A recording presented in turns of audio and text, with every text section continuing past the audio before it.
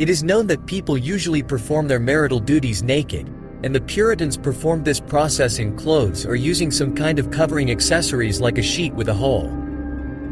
But when those sheets were shed, amazing things were sometimes revealed. Today I want to tell you about a shocking crime that happened at the beginning of the 20th century. And this time, the general public was shocked not so much by the details of the murder, but by the sex of the criminal that changed during the investigation.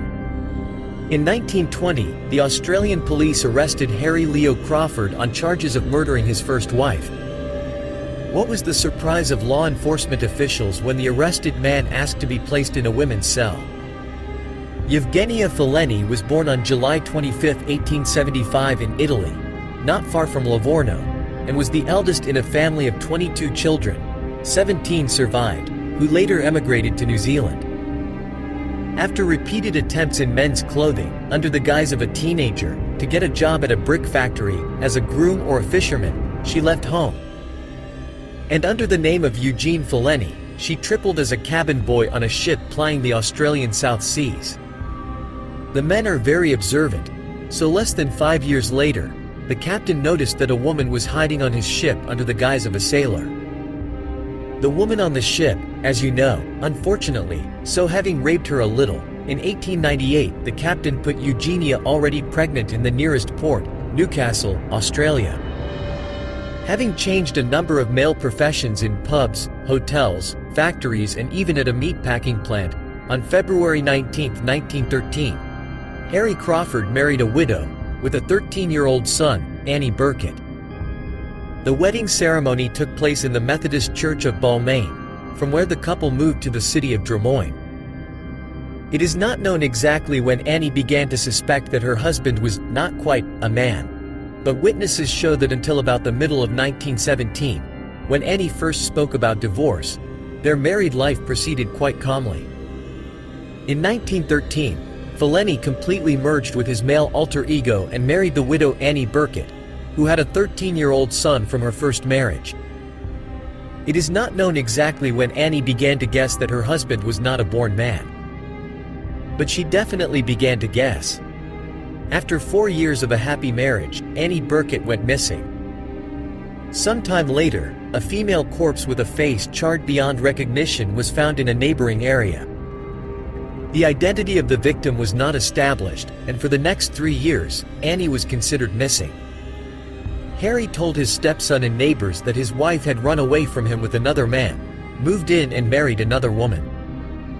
In the middle of 1920, Annie's son, John, absolutely by chance learned about the women's group discovered literally the day after the disappearance of his mother. John immediately asked to provide him with photographs and preserved things for identification. It really was his mother.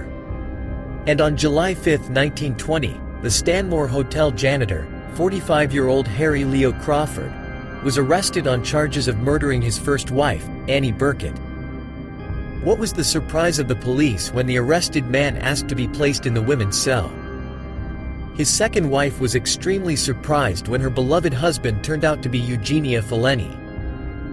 To the surprised question of the police, how could she not guess anything, Elizabetta Allison replied, Harry was an ideal husband. And the fact that he performed marital duties in underwear or a dressing gown did not bother me. He explained this with his puritanical upbringing.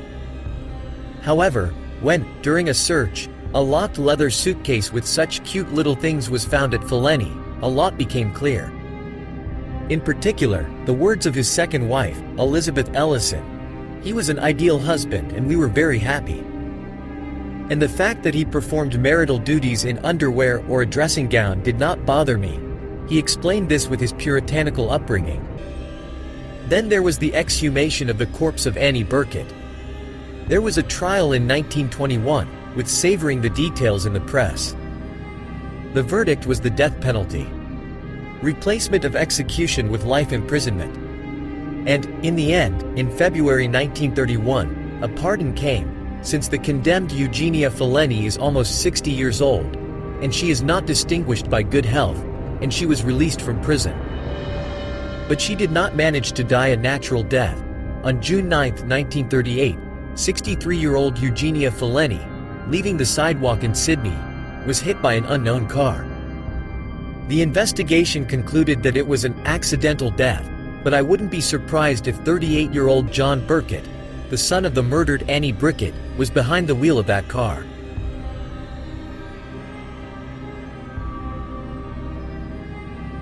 This is where our video ends.